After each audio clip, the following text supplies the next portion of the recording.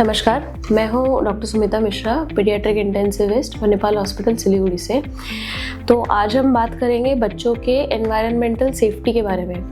Environmental safety का मतलब है कि बच्चों को हम कैसे सेफ एनवायरनमेंट प्रोवाइड कर सकें ताकि वो ग्रो हो, नर्चर हो।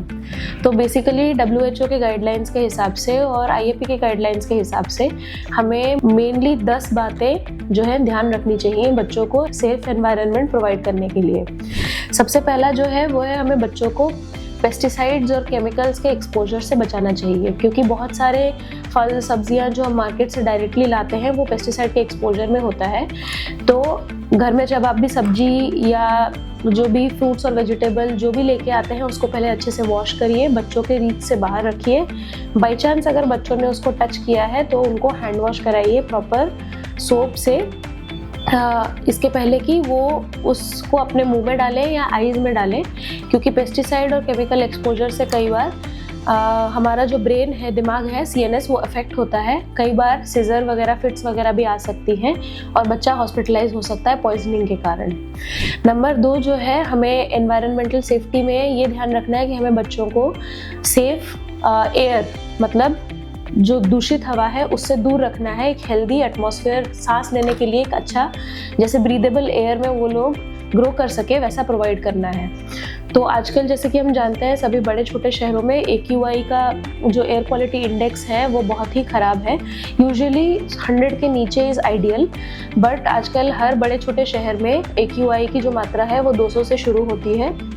दिल्ली जैसे शहरों में 500-600 तक भी जाती है, जिसमें कि बहुत सारी लंग, स्किन व हार्ट की बीमारियां होती हैं, जो कि काफ़ी बार इरिवर्सिबल, मतलब कि वापस नॉर्मल नहीं की जा सकती वो ऑर्गन, वैसी डैमेजेस हो जाती हैं। तो हमें इस खतरे से भी बच्चों को बचा के रखना है। जब भी आप किसी प्रदूषित जगह पे जाएं, मास्क लगा के जाएं, या कोशिश करें कि ऐसी जगह में जाना आप अवॉइड करें। बट जो लोग ऐसे शहरों में रहते हैं वो लोग क्या कर सकते हैं, तो इंडोर एयर क्वालिटी को ठीक रखने के लिए आप घर में एयर फिल्टर्स का इस्तेमाल कर सकते हैं, इंडोर एयर फिल्टर्स का।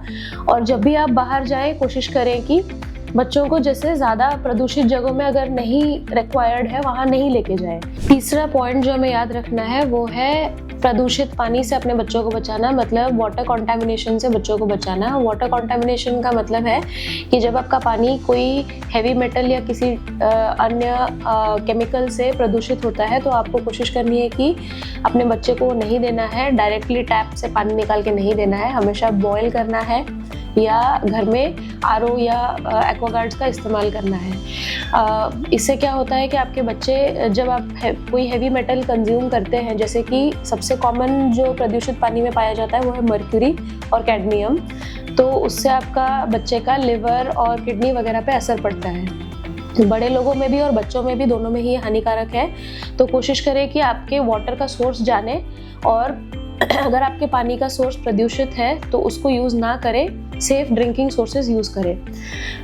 कई बार डेंजरस सोर्सेज ऑफ वाटर से जो मछलियाँ भी मार्केट में पाई जाती हैं, बेची जाती हैं, उनमें भी हेवी मेटल पाए जाते हैं बहुत मात्रा में। तो अवॉइड करें कि ऐसे सोर्सेज से मछली भी लाके कंज्यूम ना करें। Avoid such fish products. Number 4 point है लेड पॉइजनिंग। तो लेड एक बहुत ही कॉमन केमिकल है जो कि आपका बहुत सारे पेंट्स में, एडिबल डाइज में पाया जाता है।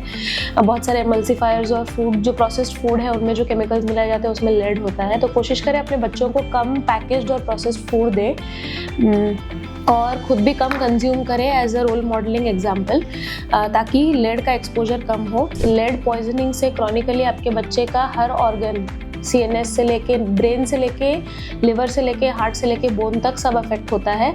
It's a very dangerous chemical. तो कोशिश करें पैकेज प्रोडक्ट्स कम कंज्यूम करें। नंबर 5 है हमारा carbon monoxide poisoning. Carbon monoxide एक टाइप का गैस है जो आपका प्रोड्यूस होता है जब कोई चीज़ जलती है। बंद कमरे में जब कुछ चीज़ें जलती हैं, जैसे कि आपका चिमनी हुआ, जैसे आपका गैस स्टव हुआ, केरोसिन का स्टव वगैरह जो इस्तेमाल करते हैं, जब वो जलता है तो ये एक कंबस्टेबल फ्यूल है, जो एक कंबस्टेबल गैस है जो कि किसी चीज़ के जलने से बनता है। कार्बन मोनोऑक्साइड पॉइजनिंग एक बहुत ही खतरनाक पॉइजनिंग है जिससे कि कुछ ही सेकेंड्स में मौत हो सकती है।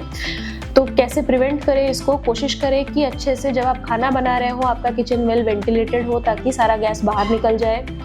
जब आप कमरों में सोते हैं तो कोशिश करें कि अगर आपका हीटर का सोर्स आपको पता है कि आपका जो हीटर है वो सेफ़ नहीं है, कहीं ना कहीं से कुछ गैस लीक हो रहा है, तो कोशिश करें वो हीटर बंद करके सोए, बंद कमरों में ना सोए, कमरे में थोड़ा सा वेंटिलेशन होना चाहिए इत्यादि। नंबर 6 पॉइंट जो है वो है एक्सट्रीम्स ऑफ वेदर से हमें अपने बच्चों को प्रोटेक्ट करना है। एक्सट्रीम ऑफ वेदर मतलब कि बहुत ज़्यादा गर्मी और बहुत ज़्यादा सर्दी।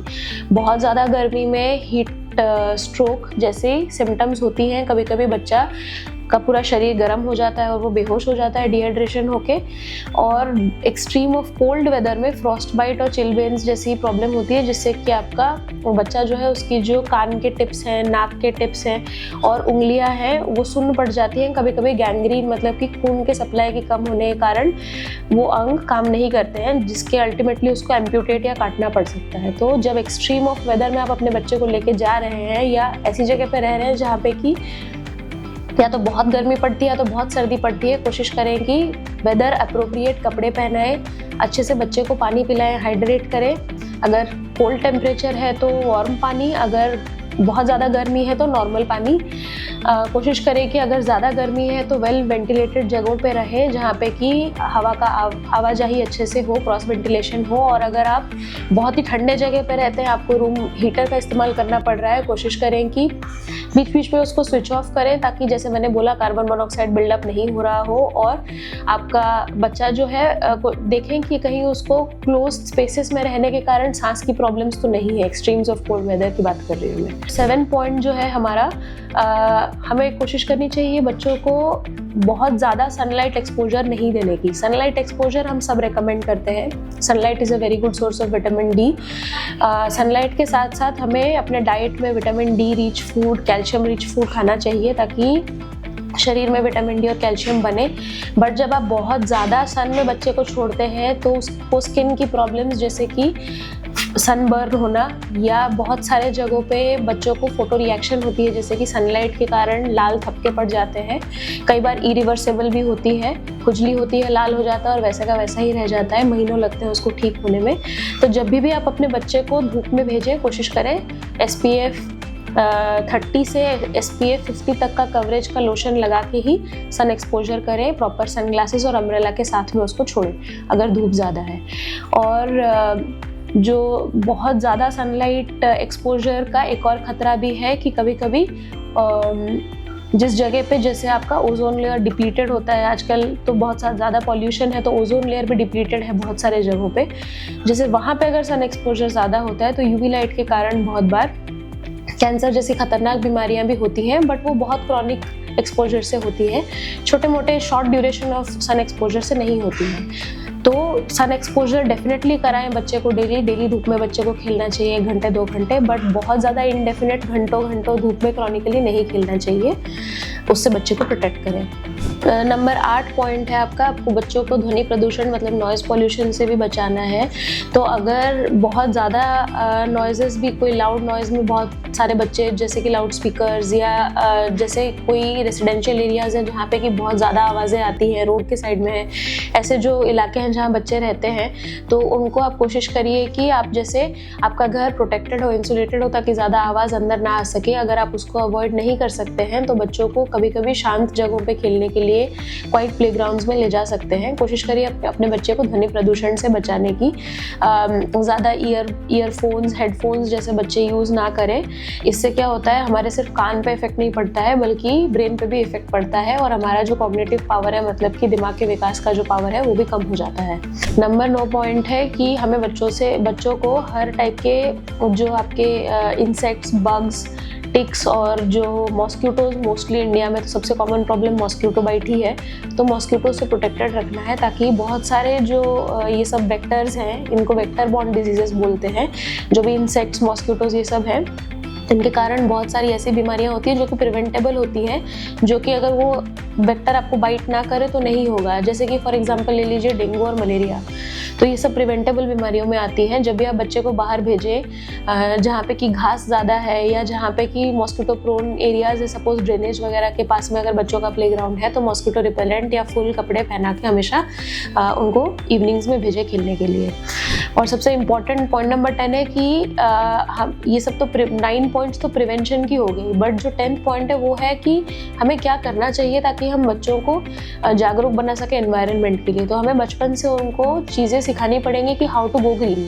तो हमें अपने बच्चों को सिखाना चाहिए कि एनवायरनमेंट फ्रेंडली कैसे बनना है, जैसे कि बच्चों को आप पेड़ लगाना सिखाएं, है ना, उनको बचपन से आप गार्डन्स में एक्सपोज करें, अपने जो आपके जो गार्डन्स हैं, आपके अगर आप फ्लैट्स में रहते हैं तो आपके सोसाइटीज़ में जो गार्डन है, ताकि बच्चे को ये एक हैबिट हो कि वो प्लांट्स जैसे ही जाए तो प्लक ना करे, प्लांट से उसका एक बॉन्ड बने ताकि वो भी प्लांट लगाना है, प्लांट में पानी देना है, वो सब सोचे। आपको ज़्यादा से ज़्यादा जो है सस्टेनेबल चीज़ें यूज़ करनी है, बेफालतू की खरीदारी नहीं करनी है, बेफालतू के कपड़े, टॉयज़, है ना, बिंज शॉपिंग नहीं करनी है बच्चों को लेकर के। जितना सस्टेनेबल है, जितना चाहिए उतना ही परचेज़ करना है।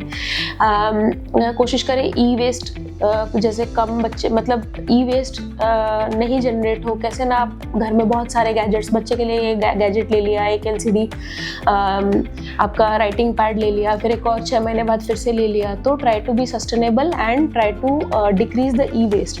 तीसरी चीज़ है इसी पॉइंट में गो ग्रीन में कि बच्चों को कोशिश करें सिखाने की कि लाइट फैन बंद करके निकले जब भी रूम से निकले। ये एक सिविक सेंस में भी आता है, सिविक सेंस कल्टीवेट करने में। पानी वेस्ट ना करें। और साथ ही साथ में जब भी आप बच्चों को स्कूल में पिकअप ड्रॉप करते हैं, सपोज़ आप स्कूल बस के एक्सेस पॉइंट्स पर नहीं रहते हैं, तो कोशिश करें कार पूलिंग करने की, कि एक ही कार में, एक ही व्हीकल में जैसे 3, 4, 5 बच्चे एक फैमिली लेके जा सके पिकअप ड्रॉप के लिए, एक ही कार का इस्तेमाल कर सके या पब्लिक ट्रांसपोर्ट का इस्तेमाल कर सके, ताकि आपका पेट्रोल और डीजल भी कम वेस्ट हो। तो इससे बच्चे रोल मॉडलिंग से सीखेंगे कि how to go green and how to be sustainable. Thank you.